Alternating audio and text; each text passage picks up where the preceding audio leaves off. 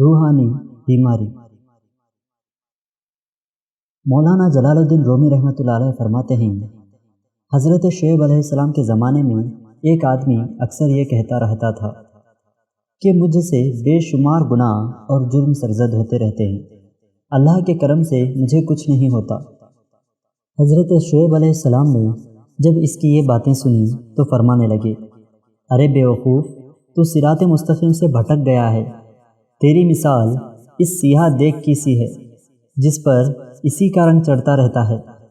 اسی طرح تیرے اعمال بد نے تیری روح کی پیشانی بے نور کر دی ہے۔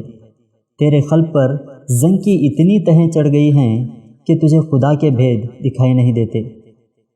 جو بد نصیب گناہ سے آلودہ ہو اور اوپر سے اس پر اصرار کرے تو اس کی عقل پر خاک پڑ جاتی ہے، اسے کبھی توبہ کی توفیق نہیں ہوتی، یہاں تک کہ اسے گناہ کے کاموں میں لذت ملنے لگتی ہے۔ وہ شخص گمراہ اور بے دین ہو جاتا ہے، اس میں حیا اور ندامت کا احساس ہی باقی نہیں رہتا۔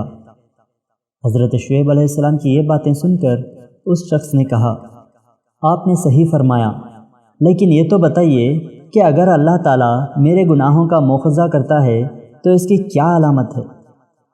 بارگاہ خداوندی سے ارشاد ہوا، میں ستار العیوب ہوں، البتہ اس کی گرفت کی ایک واضح علامت یہ ہے، یہ نماز و روزے کی پابندی کرتا ہے، زکوٰۃ بھی ادا کرتا ہے، لمبی لمبی دعائیں بھی مانگتا ہے اور نیک عمل بھی دکھاوے کے لیے کرتا ہے، لیکن اس کی روح کو ان عبادتوں اور نیکیوں سے ذرہ برابر بھی لذت نہیں ملتی۔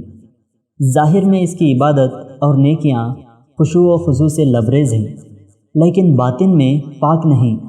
اس کو کسی عبادت میں بھی روحانی سکون حاصل نہیں ہوتا۔ اس کی مثال ایسی ہے جیسے درخت میں اخروٹ تو ان گنت لگے ہوں مگر ان میں مغز نہ ہو۔ عبادت اور نیکیوں کا پھل پانے کے لیے ذوق درکار ہے۔ جب اس شخص کو اپنے باطن کا پتہ چلا اور اپنی روحانی بیماری معلوم ہوئی تو وہ بہت حیران اور پریشان ہوا۔ سبق: انسان اس خوش فہمی میں نہ رہے کہ اس کی بد عملی اور غلط کاری پر اس کی گرفت نہیں ہوتی۔ گرفت کا انداز مختلف قسم کا ہوتا ہے۔